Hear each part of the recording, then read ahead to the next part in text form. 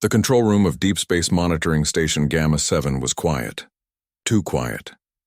Mike Peterson leaned back in his chair, fighting to keep his eyes open. Another night shift watching empty space. He took another sip of cold coffee and glanced at the clock. 3 more hours until his shift ended. Suddenly his console beeped. Mike sat up straight, nearly spilling his coffee. The monitors showed an unusual signal pattern coming from deep space. He rubbed his eyes and looked again. The pattern was still there, repeating in perfect intervals. "Hey, Sarah," Mike called to his colleague at the next station. "Come look at this." Sarah Williams rolled her chair over, her eyebrows rising as she studied the display. "That's not random noise," she said. "It's too regular, too deliberate." Mike's fingers flew over his keyboard, running the signal through their analysis programs. The results made his heart race. "Sarah, this is artificial. Someone or something is broadcasting this." "From where?" Sarah asked, leaning closer. "Kepler 442 system. That's really far out there." They worked together for the next hour, recording and analyzing the signal. The pattern was complex, layered with mathematical sequences that seemed designed to catch attention. Hidden. Within the mathematics was something even more incredible, a message. "We need to call Director Brown," Sarah said, her voice shaking slightly. "Right now." 20 minutes later, Director Lisa Brown stood behind them, still in her pajamas with a coat thrown over them. She studied the data on their screens, her face growing more serious with each passing moment.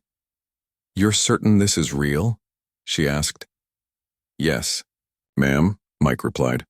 "We've triple-checked everything. Someone out there is calling for help." Lisa picked up the secure phone. "Get me Earth Command. Priority 1. 3,000 miles away, Commander John Miller was enjoying a rare day off at his home in Colorado. He was teaching his daughter, Emma, how to ride a bike when his communicator buzzed. He frowned. That was the emergency tone. "Keep practicing with Mom," he told Emma, ruffling her hair. "Daddy has to take this call." 10 minutes later, John was in his car speeding toward the military spaceport. Admiral Roberts had been clear. They needed him at headquarters immediately. Something big was happening. The briefing room at Earth Command was packed with high-ranking officers and government officials. John took his seat as Admiral Jack Roberts began the presentation. 6 hours ago, our Deep Space Monitoring Station detected this signal," Roberts said, playing the audio. The room filled with strange, pulsing sounds. "Our cryptography teams have been working nonstop to decode it." Dr. Amy Chen, the lead scientist, stood up. "The signal uses mathematical concepts as a universal language. After running it through our translation algorithms, we discovered a message embedded within." She pressed a button, and words appeared on the main screen. "This is the Zalian colony ship Horizon's End. Our world is dying. Our engines have failed. If anyone can hear this, please help us. We have children aboard. Coordinates follow." The room fell silent. John felt a chill run down his spine. First contact with an alien species, and they were asking for help. "How do we know this is real?" asked General Paul Mitchell. "It could be a trap." Amy shook her head. "The mathematical complexity suggests a highly advanced civilization. The signal degradation patterns indicate it's been traveling through space for several months, maybe longer. This is consistent with a genuine distress call. But we don't know anything about these Zalians," argued Secretary of Defense Lisa Park. "We'd be risking our best ship and crew on complete unknowns." John stood up. "With respect, ma'am, they mentioned children. Real or not, can we ignore that?" The debate continued for hours. Some argued for caution, others for action. Finally, President Jennifer Walsh, who had been listening via secure link, spoke up. "We've always said that when we finally met other life in the universe, we'd show them the best of humanity. If this is real, and we do nothing, what does that say about us? And if it's not real, well, at least we'll know we tried to do the right thing." The decision was made. They would send the Resolution, Earth's most advanced starship, to investigate and offer aid if needed. John called his wife from the spaceport. "Karen, I have to go. It's important." "How long?" she asked, though he could hear in her voice that she already knew it would be a long mission. 6 months, maybe more. I can't say much, but we might not be alone out here anymore. There was a pause. Be careful, John. Emma and I need you to come home. I will. I promise. 2 days later, the Resolution was ready. John stood on the bridge watching his crew perform final checks. His second-in-command, Lieutenant Kate Johnson, appeared at his side. All systems green, Commander. We're ready. John nodded. Let's make history, Kate. The Resolution's engines hummed to life. As Earth grew smaller in the viewports, John thought about the message. Somewhere out there, beings from another world were calling for help, and humans were answering. Dr. Alex Turner, the ship's chief science officer, joined them on the bridge. Commander, I've been analyzing the signal further, the emotional undertones, in the mathematical structure. These beings are truly desperate. Then we'd better hurry, John replied. As the Resolution jumped to hyperspace, the stars elongated into lines of light. Behind them, Earth's media was already buzzing with rumors. The government had announced only that the Resolution was on a deep space research mission, but in the halls of power, in the monitoring stations, and aboard the Resolution itself, everyone knew the truth. Humanity was about to take its first real step onto the galactic stage, not as conquerors or explorers, but as rescuers. As helpers. The mission clock started counting. 6 months to reach the coordinates. 6 months to prepare for whatever they would find. 6 months until humanity would learn whether they were truly ready to join the cosmic community. John Miller looked at the stars ahead and made a silent promise. If someone out there really needed help, humans would be there. Because that's what humans did. They helped. They hoped. And sometimes, they performed miracles. The Resolution raced through hyperspace, carrying humanity's best qualities into the unknown. The United Earth Council chamber in Geneva buzzed with nervous energy. World leaders, military officials, and scientists filled every seat. Director Sam Cooper stood at the podium, his hands gripping its edges. He had never addressed such a large gathering before. Ladies and gentlemen, Sam began, his voice steady despite his racing heart. What I'm about to tell you will change everything we know about our place in the universe. The room fell silent. On the massive screen behind him, the decoded alien message appeared. Gasps echoed through the chamber as people read the words. Senator Lisa Park from New York was the first to speak. How certain are we that this is real? This could be an elaborate hoax. Dr. Amy Chen stood up from the science panel. We've verified the signal from multiple sources. 13 different monitoring stations have confirmed it. The mathematical structure is unlike anything human minds could create. But we know nothing about these aliens, argued Senator George Walsh from Texas. For all we know, this could be a trap, a way to lure us out and destroy us. Or it could be exactly what it appears to be, countered Admiral Jack Roberts. A ship full of refugees in desperate need. They specifically mentioned children aboard. Sam watched the debate unfold. He had expected this. Fear versus compassion. Caution versus courage. It was human nature. Let's examine the facts, said Dr. Henry Lee, a leading xenobiologist. The signal originated from the Kepler 442 system. That's over 200 light-years away. Any species capable of traveling such distances must be incredibly advanced. Exactly my point, interrupted General Maria Ross. If they're so advanced, why do they need our help? Our technology is primitive compared to what they must have. Young analyst Ben Carter raised his hand tentatively. Maybe that's exactly why they need us. Different problems require different solutions. Maybe our primitive approach is what they need. The debate continued for hours. Some council members worried about the cost. The Resolution mission would require enormous resources. Others feared the security risks. What if the aliens carried diseases? What if they were hostile? Representative Lucy Kim from California stood up. I keep thinking about our history. Every time humans have encountered other humans in need, we've faced this same choice. Do we help Or do we turn away? Our greatest moments have come when we chose to help. This isn't the same thing, argued Senator Paul White from Florida. These aren't humans. We don't know their intentions, their biology, their psychology. We could be opening ourselves to dangers we can't even imagine. Director Cooper finally called for order. We need to make a decision. The resolution is already on its way to the coordinates. Do we recall them or do we let the mission continue? President Jennifer Walsh, who had been listening quietly, finally spoke. Throughout history, humanity has been defined by our choices in crucial moments. When we found people stranded at sea, we rescued them. When earthquakes struck, we sent aid. When refugees fled war, we opened our doors. Not always, not perfectly, but often enough to matter. She stood and walked to the center of the room. Yes, this is different. Yes, it's risky. But if we turn away from a cry for help, what kind of species are we? What message do we send to the universe about humanity? Dr. Susan Martinez, a philosopher and ethicist, nodded. The president is right. This is about more than just one rescue mission. It's about declaring who we are as a species. Do we choose fear or do we choose hope? The debate shifted. Council members began discussing not whether to help, but how. Engineers proposed technical solutions. Medical teams prepared for unknown biological challenges. Diplomats drafted first contact protocols. Captain David Park, a veteran astronaut, addressed the security concerns. Look, I understand the fear, but we've equipped the resolution with our best defensive systems. Commander Miller is our most experienced officer.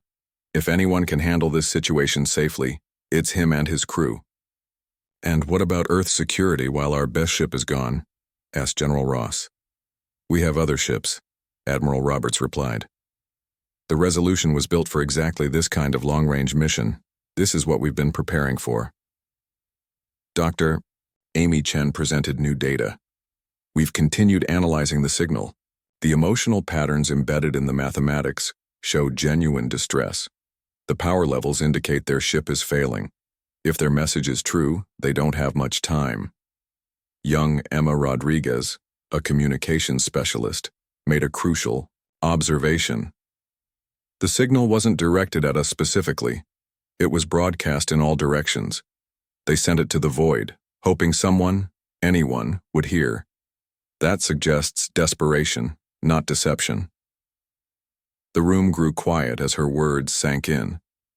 The image formed in everyone's mind, a ship full of alien beings, including children, drifting in the darkness of space, sending out a last desperate plea for help.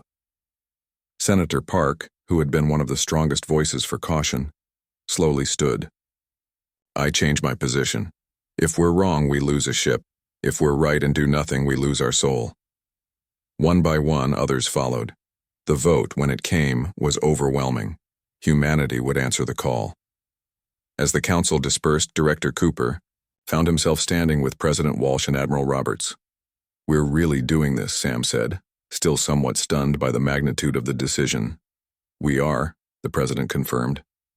And whatever happens next, we'll face it together, as a united Earth. Admiral Roberts checked his tablet. The resolution is making good time. 6 months until they reach the coordinates. God help them. God help us all, President Walsh added quietly. As news of the decision spread, reactions varied. Some celebrated humanity's courage, others protested the risk, but all agreed on one thing: the universe would never be the same. On the resolution, racing through hyperspace, Commander Miller received the Council's final message. Mission approved. Proceed with caution. All of Earth is with you. John Miller.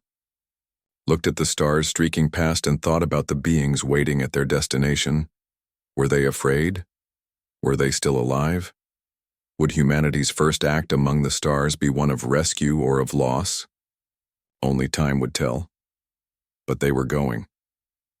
Because when someone cried for help in the darkness, humans answered. It was perhaps their greatest strength and their greatest risk. But it was who they were. 6 months passed like a dream.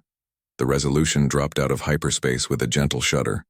Commander John Miller gripped his chair as the stars stopped streaking and became points of light again. "Position confirmed," announced Navigator James Park. "We're at the coordinates from the distress signal." "Sensors?" John asked, his eyes scanning the view screen. "Scanning now, sir," replied Chief Science Officer Alex Turner. His fingers danced over his console. "I'm picking up a large object bearing 035 Mark II. Distance approximately 50,000 kilometers. On screen." The image that appeared made everyone on the bridge gasp. The alien ship was enormous, dwarfing the resolution like a whale beside a dolphin. But it was clearly damaged. Dark scars ran along its hull. Sections were torn open, exposing the interior to space. No light shone from any windows. "My God," whispered Lieutenant Kate Johnson. "Look at the size of that thing." "Life signs?" John asked, trying to keep his voice calm. Alex worked his sensors. "Faint readings, Commander. Very faint.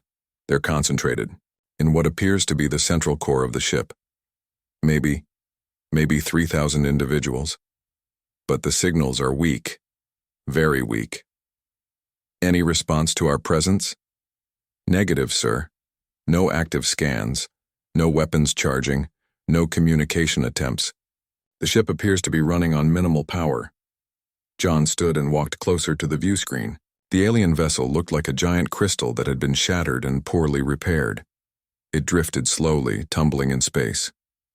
"Open a channel," he ordered. "All frequencies."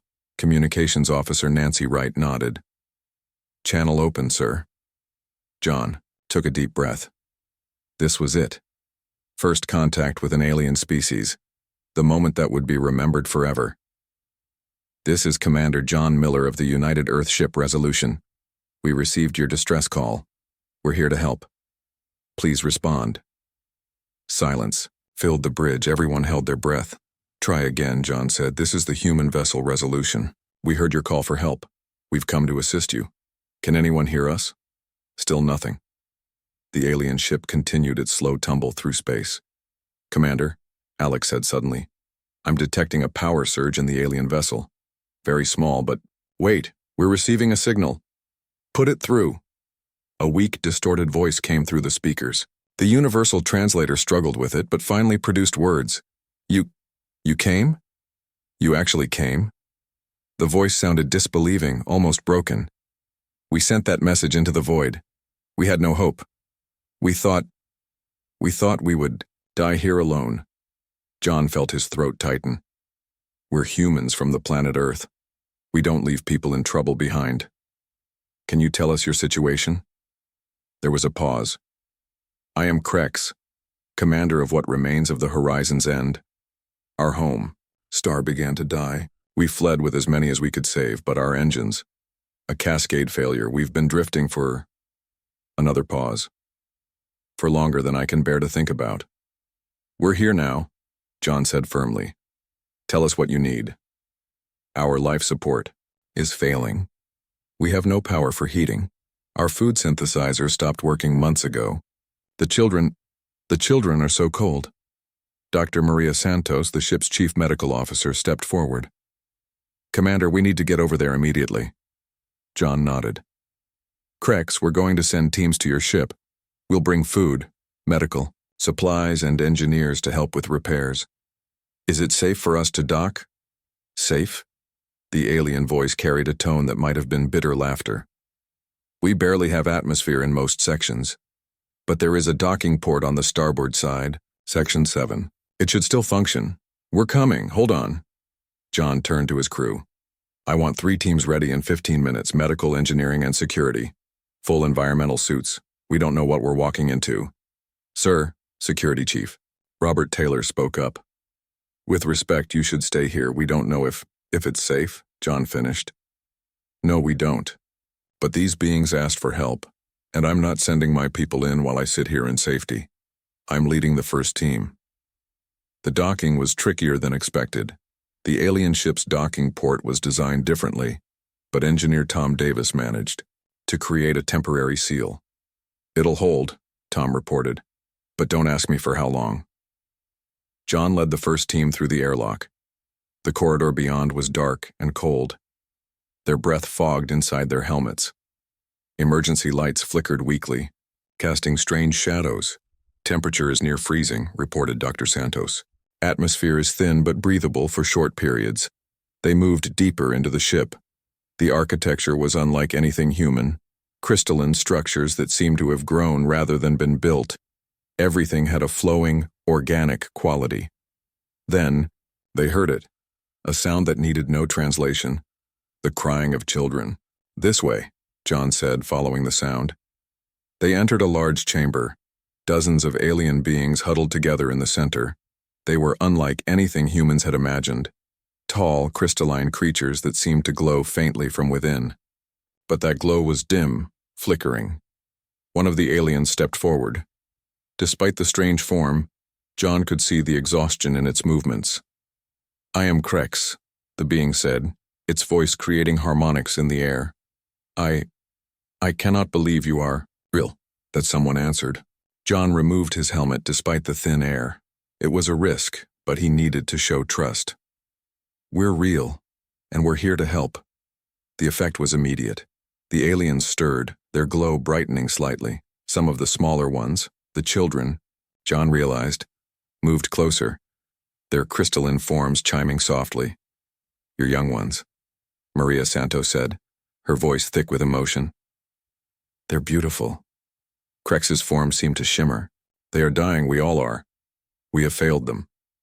"No," John said firmly. "You haven't failed. You called for help, and help has come. That's not failure. That's hope."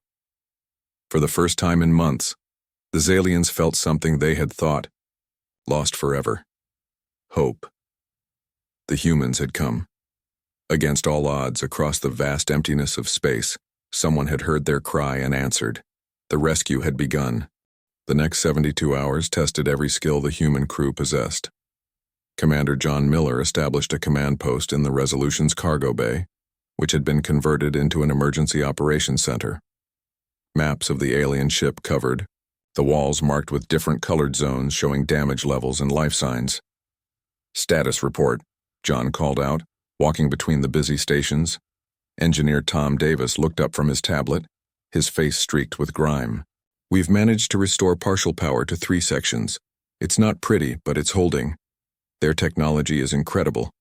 It's like their ship grows its own circuits." "Can we repair their main engines?" Tom shook his head. "Not with what we have. Their propulsion system uses exotic matter we can't even identify. But we can get their sub-light engines working. They won't be jumping to hyperspace, but they can move." Dr. Maria Santos rushed in, pulling off her protective gear. "John, we need to talk about the children." John's stomach tightened. "How bad?" "They're suffering from severe malnutrition and something similar to hypothermia. Their crystalline structure requires specific frequencies of energy to maintain cohesion. Without it," she paused, "they're literally falling apart." "What do they need?" "Heat, but not just any heat. Their bodies resonate at specific frequencies. We're modifying our medical equipment to match, but it's trial and error." Lieutenant Kate Johnson approached with a data pad. "Commander, we've finished cataloging their food stores. They've been living on emergency rations for months. What's left wouldn't feed them for another week." John ran his hand through his hair. "What about our supplies? We have enough to share, but there's a problem. Their biology is silicon-based. Our food won't nourish them." "Then we get creative," John decided. "Tom, can we modify our food synthesizers?" Tom's eyes lit up. "Maybe. If we can analyze their emergency rations, understand the molecular structure, yeah, we might be able to reprogram our synthesizers." The human crew worked around the clock. Engineers in EVA suits patched hull breaches with adaptive sealant foam. Medical teams set up heating units modified to emit the specific frequencies the Xalians needed. Scientists worked with Xalian engineers, learning from each other. Young Ensign Billy Wright was working on a damaged power coupling when he felt a presence behind him. He turned to find a small Xalian child watching him work. The child's crystalline form was dim, flickering weakly. "Hey there," Billy said softly. The child tilted its head, creating a soft chiming sound. Through his translator, Billy heard, "Are you fixing our home?" "Trying to, little one. What's your name?" "Zrix. I'm 7 cycles old. My guardian says humans came from far away to help us." Billy smiled. "That's right. We're going to make sure you're safe." The child moved closer, fascination overcoming fear. "Your tools are strange. They don't sing." "Sing?" "Our tools sing to the ship. Yours are silent." Billy thought for a moment, then began to hum while he worked. The child's form brightened slightly, resonating with the sound. Meanwhile, in the medical bay, Dr. Santos worked with the Zalian healer, Vex. The two had developed a unique communication, part words, part gestures, part intuition. "Your young one, very sick," Vex harmonized, indicating a small Zalian on a makeshift bed. Maria scanned the child with her modified equipment. "The resonance pattern is breaking down. We need to stabilize it." She adjusted the frequency emitter, watching the readings carefully. Too much, and she could shatter the child's structure. Too little, and the deterioration would continue. "There," she whispered, as the readings stabilized. The child's glow strengthened, and Vex made a sound that needed no translation: relief and gratitude. In the engineering section, Tom Davis worked, alongside Zalian engineer Krell. Despite the language barrier, they found common ground in mathematics and physics. "Your approach is primitive," Krell observed, watching Tom jury-rig a power coupling with what looked like ordinary wire and tape. Tom grinned. "Maybe, but it works. Sometimes simple is better." To demonstrate, he connected the coupling. Power flowed through the system, bringing lights online in a previously dark section. Krell's harmonics shifted to what Tom had learned with surprise and admiration. "Remarkable. You solve problems by breaking rules. We call it thinking outside the box. When you don't have the right tools, you make do with what you've got." As the days passed, a routine developed. Human and Zalian worked side by side. The humans learned that Zalian music could accelerate healing, while the Zalians marveled at human adaptability and determination. Captain Nancy Wright coordinated supply runs between the ships. "We're pushing our shuttles to the limit," she reported to John, "but we're keeping ahead of their needs, barely." "How long can we maintain this pace?" "Another week, maybe 2. After that, we'll need to find a more permanent solution." John nodded. They couldn't sustain this rescue operation indefinitely. They needed to get the Zalian ship moving toward inhabited space. On the 4th day, a breakthrough came. Tom and his team, working with Zalian engineers, managed to restart one of the sublight engines. "It's not much," Tom reported, exhausted, but triumphant. "But it's enough to get them moving. They can make it to our nearest colony in about 3 months. Will their life support last that long? With our modifications and continued supply runs?" "Yes. It'll be close, but they'll make it." As the Zalian ship's engine hummed to life for the first time in months, something amazing happened. Throughout, the vessel Zalians began to sing. Their harmonics combined into a complex melody that resonated through both ships. Krex approached John, his form glowing brighter than it had since their arrival. "Your people, you have given us more than repairs and supplies. You have given us hope." "We're just doing what's right," John replied. "No," Krex disagreed. "Many would have turned away. You chose to help strangers, risking your own lives. This is not just what is right. This is what is extraordinary." As the rescue operation continued, both species learned from each other. The Zalians shared their advanced scientific knowledge, while humans demonstrated their gift for improvisation and creative problem-solving. What had started as a rescue mission was becoming something more, the foundation of a friendship between worlds.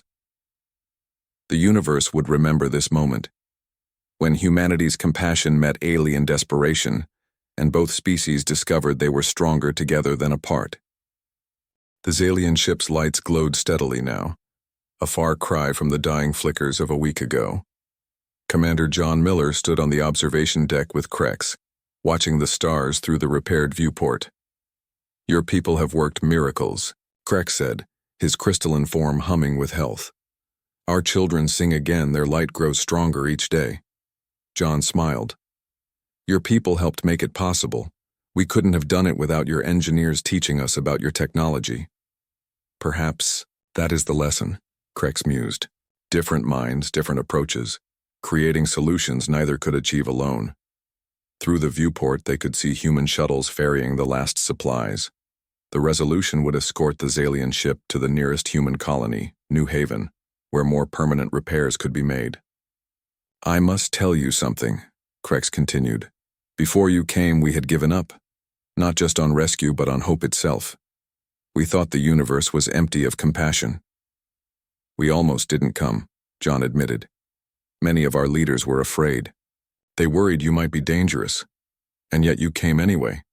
Someone once told me that courage isn't the absence of fear. It's doing what's right despite the fear. Down in the converted cargo bay, Dr. Maria Santos was saying goodbye to Vex, the Xalian healer. They had developed a deep respect for each other over the past week. You teach us much about healing, Vex harmonized. Not just bodies, but spirits. Maria touched the alien's crystalline arm gently. And you taught us that healing has many forms. Your sonic treatments helped our crew's exhaustion more than our own medicine. Nearby, Tom Davis and Krell were making final adjustments to the engine systems. The human engineer had tied colorful ribbons to various components, a habit that had amused and then been adopted by the Xalian engineers. These markers are inefficient, Krell observed, but his tone carried warmth. Yet they make the work joyful. Tom laughed. That's the human touch. We like to add a little personality to everything we do. As departure time approached, both crews gathered in the Xalian ship's central chamber. The space that had been filled with despair now resonated with hope and gratitude. Captain Nancy Wright presented Krex with a data crystal. Complete technical specifications for our food synthesizers, medical equipment modifications, and repair techniques. Share them with your other colonies. Krex's form brightened. You give us the means to help ourselves. This is the greatest gift. Young Zrix, the Xalian child who had befriended Ensign Billy Wright, approached with something in his small hands. It was a crystal formation that glowed with inner light. For you, Zrix chimed to Billy. It is a memory crystal. It will sing of this time forever. Billy knelt to accept the gift, his eyes moist. Thank you, little friend, I'll treasure it always. As the two ships prepared to depart, Krex made an announcement that stunned the humans. We have sent word to all Xalian worlds about what happened. Here. The humans who answered our call when we had no hope. The species that risks their lives for strangers. You will find that you have made more than one friend today. John felt a lump in his throat. We were just doing what we hoped someone would do for us. That is precisely why it matters, Krex replied. In a universe that can be cold and vast, you chose warmth and connection. The Resolution and the Horizon's End began their journey to New Haven. In the weeks that followed, as news spread across human space, something changed. Humanity realized they were no longer alone, and their first act among the stars had been one of compassion. Years later, when other species faced disasters, they would remember the story. When the Xalians begged for help, humans were listening, and they came. The rescue of the Horizon's End became more than just a historical event. It became humanity's introduction to the galactic community, not as conquerors or exploiters, but as the species that would cross the void to help strangers in need. It was perhaps humanity's finest first impression, and the universe took note.